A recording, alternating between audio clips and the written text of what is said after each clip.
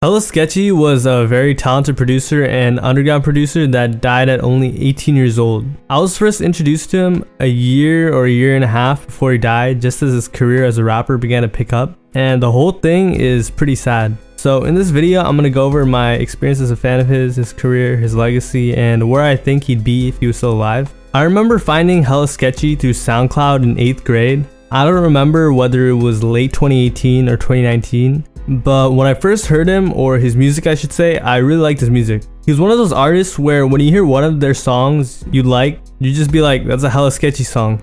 He had his own distinct style where everything was just so positive and happy, and that's pretty rare. Unfortunately, it wasn't always like that behind the scenes, which I guess I'll talk about later. Anyways, I'd quickly start going through his music and I find his most popular songs like Spent a Check and Rack on Me. Then I realized he was a producer as well, and his name sounded familiar. I was kind of like, have I heard him before? Because I didn't remember. Turns out I had heard him before, but I heard his beats on other people's songs. I was a really big fan of Goth Boy Clicks, so I had heard Cold Heart's song Pretty Girls, produced by Hella Sketchy. His largest song he produced was Saran Pack by TK. I'd heard that as well, and he produced a bunch of other stuff on SoundCloud. Besides that, his beats were getting run up on the internet, and he sold a lot of beats on the internet. Anyways, I started listening to songs like Spend a Check, Llama, and more, and started to get deeper into his music. And the deeper I go, the more I love his music. By the way, he died when he was 18, so I wasn't really scouring the internet to find his music. But because you change so much when you're a teenager, his older music does have a more premature sound to it. Songs like Lexus, I really recommend you check that song out. And Dream Team are really good. Lexus is just a cool song, but Dream Team, which features a bunch of other people. A little background, it dropped in 2017 when SoundCloud was buzzing and everyone had Young or Lil in their name.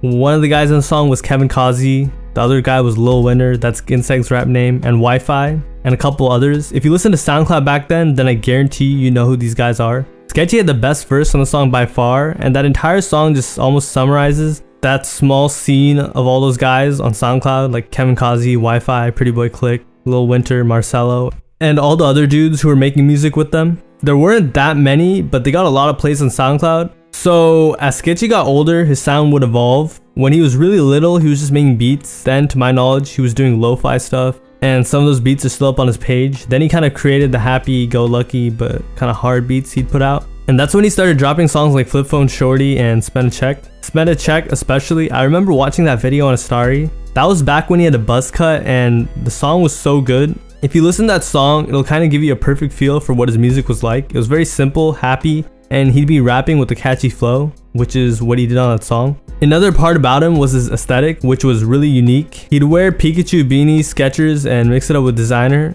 He was very true to himself, and that's why people liked him so much, and also why he got hated on. While he was alive, people would call him corny a lot. If I could show you the comment sections on his songs and shows on YouTube before he died, I would. But that's kind of what Hella Sketchy was back then. Unfortunately, he passed away shortly after I was introduced to him. He overdosed and was found unresponsive, and after a couple of weeks in the hospital, he died, which is really sad. It turns out he had a problem with drugs that actually went back to when he was in Texas as a young teenager with his family. I guess living in LA didn't help either. In a video Adam22 made about his death later on, he said that the last encounter he had with Sketchy was pretty sad. They became friends through Atlantic Records, if you're wondering how they knew each other. Sketchy even performed at a couple of No Jumper shows. So the last time he saw Sketchy, he was so messed up off of whatever he was on that they had to call an Uber for him back home.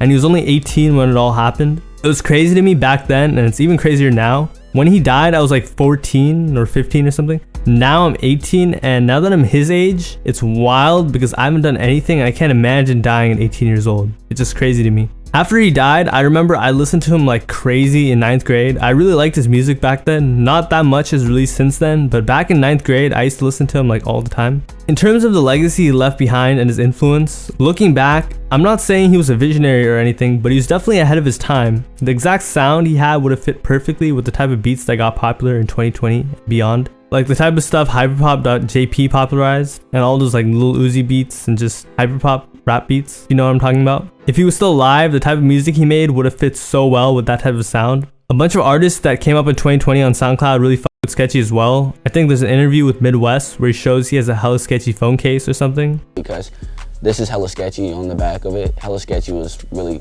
one of my favorite artists a couple of years ago. Still, they're one of my favorite artists. If he didn't pass away, I think he would have become way bigger. He was only 18, and I think he definitely would have blown up with a couple more years of releasing music consistently. Overall, Sketchy's story is pretty tragic. If you want to know more about his life, watch a video I made almost a year ago on the main channel. Video's pretty bad, I'm not gonna lie, but there's a lot more information if you're curious. Have a nice day and see you next time.